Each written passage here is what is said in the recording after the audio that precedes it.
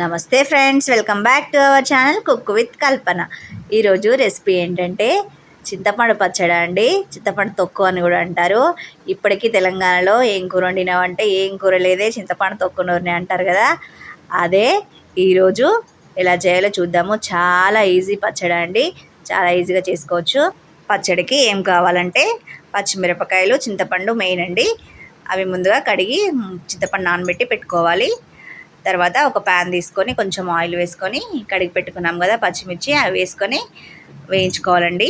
కొంచెం ఆయిల్ నార్మల్గా వేడినప్పుడే వేసుకోండి, లేకపోతే పచ్చిమిర్చి వేయగానే ఫటాఫట్ మన పేలుతాయి కదా. నార్మల్గా వేడినప్పుడైతే కొంచెం ఏం కాదు. ఇలా వేసుకొని వేయించుకోవాలి. అలాగే దీనికి కొన్ని ఎల్లిపాయలు కూడా పొట్టు తీసి పెట్టుకోవాలండి. ఎల్లిపాయలు మంచి టేస్ట్ వస్తాయి. ఇలా వేగిన తర్వాత దాంట్లోనే కొన్ని పల్లీలు, అంటే మీకు ఇష్టం ఉంటే వేసుకోండి, లేకుంటలేదు. పల్లీలు వేస్తే కొంచెం టేస్ట్ ఇంకా మంచిగా ఉంటుంది.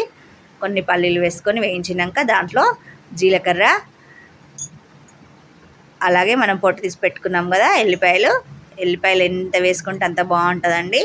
అలా ఎల్లిపాయలు వేసుకొని మంచిగా ఫ్రై చేసుకోవాలండి. ఈ పచ్చడి ఇంకా రోట్లో నూరుకుంటే అయితే సూపర్గా ఉంటుందండి. ఈ పచ్చడికి ఫ్యాన్స్ కూడా ఉంటారండి, చాలా ఇష్టపడి తింటారు. ఈ పచ్చడి చేసుకొని ఒక బాయిల్డ్ ఎగ్ చేసుకొని పెట్టుకుంటే సూపర్గా ఉంటుందండి. మీరు కూడా ట్రై చేయండి.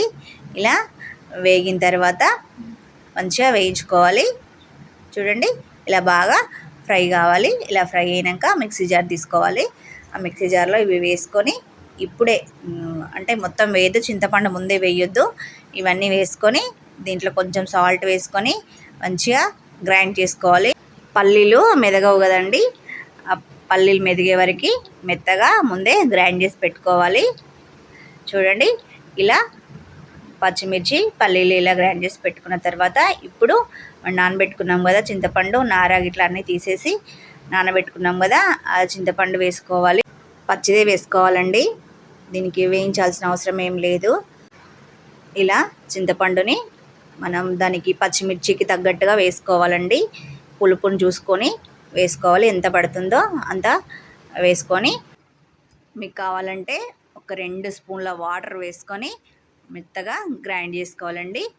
ఇలా మెత్తగా గ్రైండ్ చేసుకుంటే ఎంతో టేస్టీగా ఉండే చింతపండు తొక్కు రెడీ అయినట్టే. వేడి వేడి అన్నంలో తింటే అసలు ఏ కర్రీ అవసరం లేదండి, ఒక పచ్చడి ఉంటే చాలు. చాలా చాలా బాగుంటుంది. మీరు కూడా ట్రై చేయండి, చాలా టేస్టీగా వస్తుంది.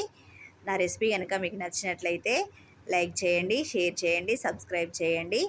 థ్యాంక్ యూ అండి. బాయ్.